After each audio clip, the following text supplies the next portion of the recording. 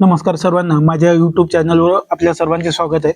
मित्रो, यापूर्वी मी मराठी साहित्य आणि साहित्यिक याबद्दलचे आता जवळपास 3 व्हिडिओ बनवलेले आहे आणि आता हे जे आहे, मी उर्वरित माहिती या व्हिडिओमध्ये घेणार आहे आणि सोबतीनं तुम्हाला या शालेय पाठ्यपुस्तकातील शुद्ध शब्द सांगणार आहे. कारण हे शालेय पाठ्यपुस्तकातील शुद्ध शब्द हे पेपरामध्ये येण्याचे जास्त चान्सेस असतात. ठीक आहे, तर वेळ न दवडता आपण आपल्या व्हिडिओला सुरुवात करूया. बघा, तर हे मला वाटते इयत्ता 9वीचं पुस्तक आहे. मी ऍक्च्युली ते फक्त या शेवटच्या 2 पेजेसची PDF या ठिकाणी सेव्ह केली होती. तर ठीक आहे, बघूया आपण. हे बघा, ही पुस्तकं तुम्हाला येणाऱ्या परीक्षेमध्ये 100% दिसतील. ठीक आहे, तर बघा, पहिलं आहे हाती ज्यांच्या शून्य होते. तर याचे संपादन म्हणजे याचं जे एडिशन केलं आहे, ठीक आहे, तर ते आहे अरुण शेवते. तर लक्षात ठेवाल, हाती ज्यांच्या शून्य होते. आता हे थोडेसे नवीन पुस्तक आहे म्हणून हे महत्वाचे. याच्यावर यामधील काही प्रश्न यापूर्वी पेपरात आले सुद्धा होते. ठीक आहे, हे चांगले लक्षात ठेवा तुम्ही. ज्याच्या हाती ज्यांच्या शून्य होते, तर याचे लेखक कोण आहे? मग अरुण शेवते. लक्षात ठेवाल. नेक्स्ट आहे मुसाफिर. तर हे लिहिलं अच्युत गोडबोले यांनी. कोणी लिहिलं आहे? अच्युत गोडबोले यांनी. ठीक आहे, तर लक्षात ठेवाल. ओके, चलो नेक्स्ट आता आपण पाहूया पुढचे नंबर 3. तर याच्यामध्ये तिसऱ्या क्रमांकाचा आहे एक होता कारवर. तर याचे कोण आहे मग लेखक? तर याचे लेखिका आहे वीणा गवाणकर. कोण आहे? वीणा गवाणकर. नेक्स्ट नंबर 4 मन में है विश्वास. सर्वांनाच माहिती आहे. तर याचे लेखक कोण आहे मग? विश्वास नांगरे पाटील. आपल्या स्पर्धा परीक्षेची तयारी करणारे विद्यार्थी सर्वांना चांगल्या पद्धतीने माहित आहे. या पुस्तकाचे लेखक कोण आहे? विश्वास नांगरे पाटील. ओके, चलो नेक्स्ट. आता पुढचं पुस्तक आहे आय डेअर. ठीक आहे, कुठलं आहे? I dare. तर याचे लेखक जे आहे, याच्या लेखिका कोण आहे? किरण बेदी. फेमस असं पुस्तक आहे, सर्वांना माहित आहे. नेक्स्ट आहे आकाशाशी जडले नाते. तर नावावरून आपल्याला लक्षात येते जयंत नारळीकर यांचं हे पुस्तक आहे. संविधा साधन्यताई आमटे. तर महत्वाचं आहे, सेम येऊन जाते. महत्वाचं पुस्तक आहे. खरे खुरे आयडॉल सुधा मूर्ती. लक्षात ठेवा.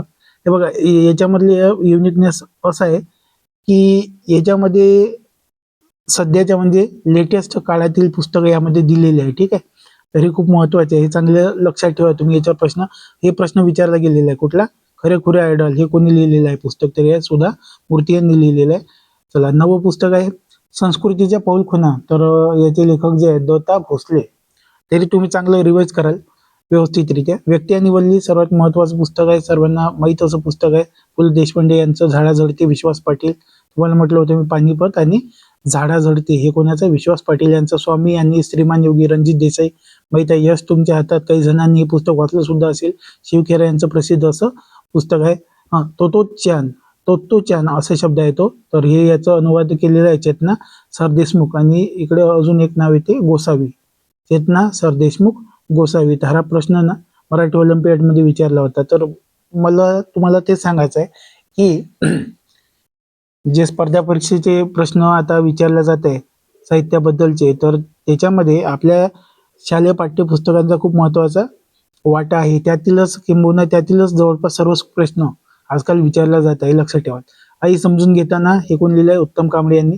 पक्ष्यांचे ठसे हे सुधीर मोघे यांनी लिहिलेलं आहे. आता बघा, मला शुद्ध अशुद्ध शब्द हे लवकर घ्यायचे आहे. त्यासाठी मग हे जे पुस्तक आहे हे मी तुम्हाला इथं आता ट्रिक वगैरे नाही सांगितले, डायरेक्ट हे आपण वाचलेच ऍक्च्युली. पण हे महत्वाचे आहे, तुमच्या दृष्टी खालून गेले पाहिजे म्हणून हे पुस्तक मी या ठिकाणी वाचून घेतले.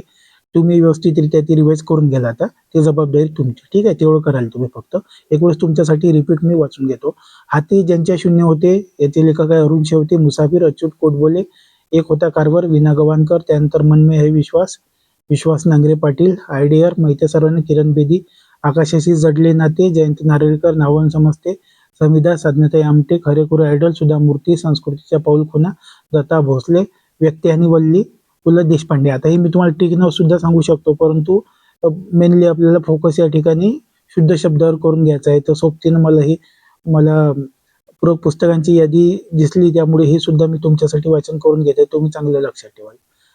झाडाझडती कोणाचं आहे? विश्वास पाटील यांचं. स्वामी रणजित देसाई यांचा माहिती आहे सर्वांना. यस तुमच्या हातात. शिवकेरा तोत्तोचान खूप महत्व, हे तुम्हाला लिहू शकते कदाचित. तोत्तोचान हे पुस्तक महत्वाचं आहे, अनुवाद केलेलं आहे. ऍक्च्युअली ते जपानी भाषेतील पुस्तक आहे आणि याचा अनुवाद चेतना सर देशमुख गोसावी यांनी केलेलं आहे, लक्षात ठेवाल. आई समजून घेताना उत्तम कांबळे यांनी लिहिलेलं आहे. पक्ष्यांचे ठसे सुधीर मोघे कविता संग्रह आहे, लक्षात ठेवाल. आता अजून यांनी दिलेल्या संदर्भ ग्रंथांची यादी. वाचो आनंदे, माधुरी पुरंदरे, लिहावे नक्के, माधुरी पुरंदरे. सुगम मराठी व्याकरण लेखन सर्वांना माहिती आहे, मुरावाडंबे. ओके, आता हे बघा, हे महत्वाचं आहे आपल्यासाठी. हे शब्द असेच लिहा म्हणते, म्हणजे हे आपल्याला शुद्ध शब्द म्हणून लक्षात ठेवायचे आहे. आता शुद्ध शब्द ओळखण्यासाठीचे विशिष्ट नियम सुद्धा आहे आपल्या मराठीमध्ये, ठीक आहे. तर मी त्याबद्दलचे काही व्हिडिओ बनवलेले आहे. म्हणजे सुरुवातची माझी जे आपल्या युट्यूब चॅनलची सुरुवात अशी शुद्ध अशुद्ध शब्दापासून मी केली होती. तर तुम्ही नवीन असाल तर माझ्या चॅनलवरील ते व्हिडिओ तुम्ही बघून घ्याल आणि या माझ्या चॅनलला सबस्क्राईब करा. बघा, बराचसा वेळ द्यावा लागतो, कुठलीही माहिती तुमच्यासमोर प्रकट करताना संशोधन करावं लागते, जेणेकरून कुठली चुकीची माहिती तुम्हाला दिल्या गेली नाही पाहिजे.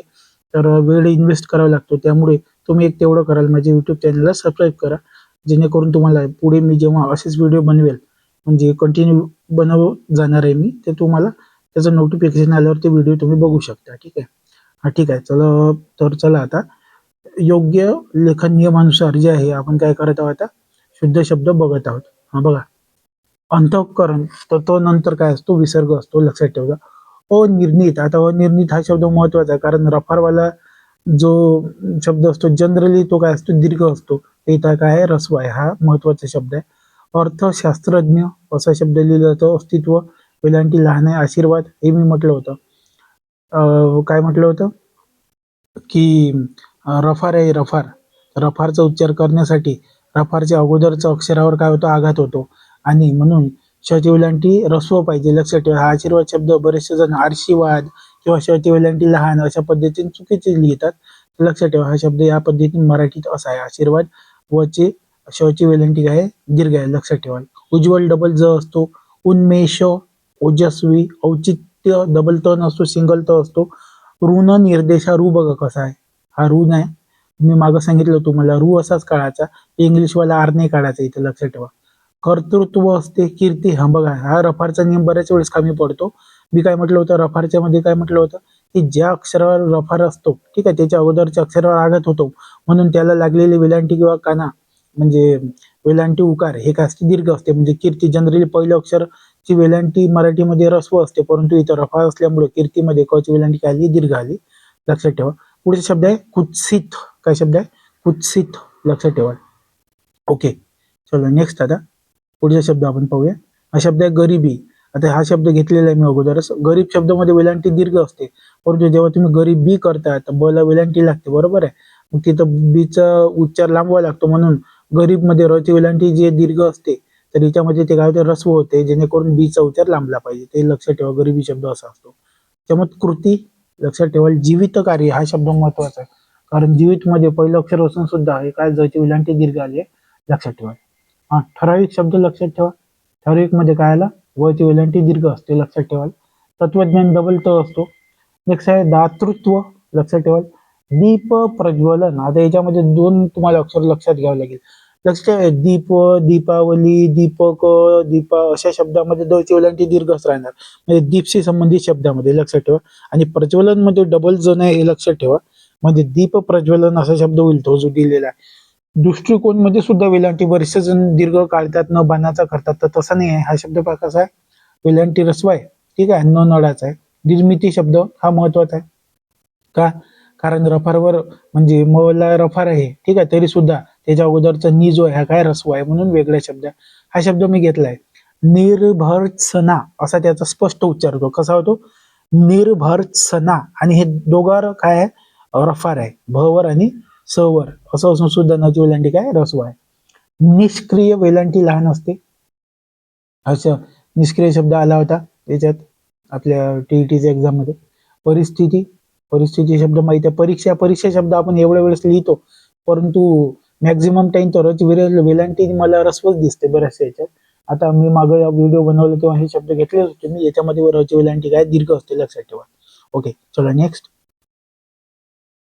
बघा पुढचा शब्द हा प्रीती, हा सांगितलं होतं मी. प्रीतीमध्ये प्रची वेलांटी काय असते, दीर्घ असते. प्रीती, लक्षात ठेवा. सत्कृत्य, तोला य आहे, सत्कृत्य महत्व हे माहिती आहे. मूर्तीपूजा हे बघा, इथं आपला रफारचा नियम फॉलो झाला. रफार मध्ये तोला काय आहे, रफार आहे, तोला वेलांटी त्याच्यावर रफार आहे.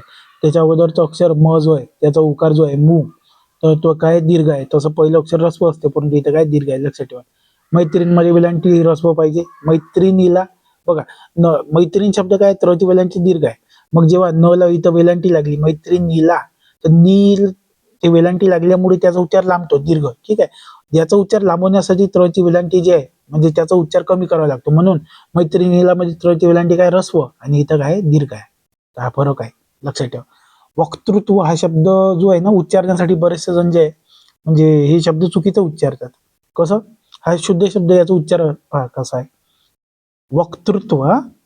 वक्तृत्व या पद्धतीनं.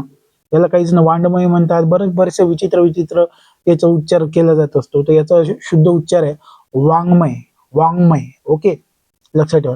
विषण्य, वैफल्य, वैशिष्ट्य असते, टला य लावत नाही बरेचसे जण, तर टला य पाहिजे हळूहळू. अशा प्रकारच्या शब्दामध्ये जे आहे सेकंड उकार किंवा वेलांटी काय असते, दीर्घ असते. नादानुकारी शब्द असतील म्हणजे ज्याच्यातून आवाजाचा आपल्याला काय होत असं, म्हणजे त्याचा संबोध होत असन, आवाजाचा बोध होत असन, तर मग ते सर्व उकार रस्व असतात. दुडू दुडू मध्ये सर्व उकार काय राहणार, रस्व राहणार. क्रीडा शब्द आणि क्रीडांगण, तर हे सांगितलं होतं मी, याच्यामध्ये पहिलं अक्षर असून सुद्धा तो काय, तो दीर्घ येतो. ओके, चला नेक्स्ट पुढचा शब्द आहे. बघा आता गरिबी शब्द पाहिला. हा पहा, आता गरीब शब्दामध्ये रची वेलांटी काय, दीर्घ आहे. व्यक्तिमत्व मध्ये डबल काय असते, त असते. सामूहिक म चा उकार दीर्घ, समूह मध्ये सुद्धा म चा उकार दीर्घ असतो. हची वेलांटी रस्व. सार्वजनिक शब्द पहा कसा आहे, सार्वत्रिक वेलांटी लहान आहे. साहित्यिक बघा, आता तुम्ही जो व्हिडिओ बनवलेला आहे त्याच्यामध्ये साहित्यिकचं हेडिंग बघा मी कसं ठेवलं. साहित्यिक शब्द असा लिहिला जातो. हची वेलांटी रस्व असते. तीची वेलांटी तोला जो आहे त्याची वेलांटी सुद्धा काय असते, रस्व असते, लक्षात ठेवला. हा सूचना शब्द बऱ्याचशा म्हणजे कार्यालयीन शब्द आहे. बऱ्याच वेळेस सूचना वगैरे लिहावी लागते, तरी सुद्धा त्याचा उकार बरेचसे जण रस्व करतात, तो दीर्घ पाहिजे, लक्षात ठेवा. स्फूर्ती, इथं रफारवाला नियम फॉलो झाला.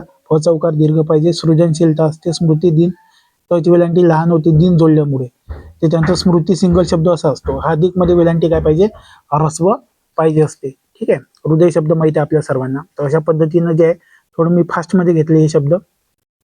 ओके, तर याच्यातले बरेचसे शब्द ऑलरेडी मी माझे जे शुद्ध अशुद्ध शब्दाचे व्हिडिओ आहेत त्यामध्ये घेतलेलेच आहे, पण हे स्पेशली पाठ्यपुस्तकातील शुद्ध शब्द होते म्हणून यावर मी व्हिडिओ बनवलेला आहे. तर हे आपल्या सर्वच एक्झामसाठी कामी पडेल.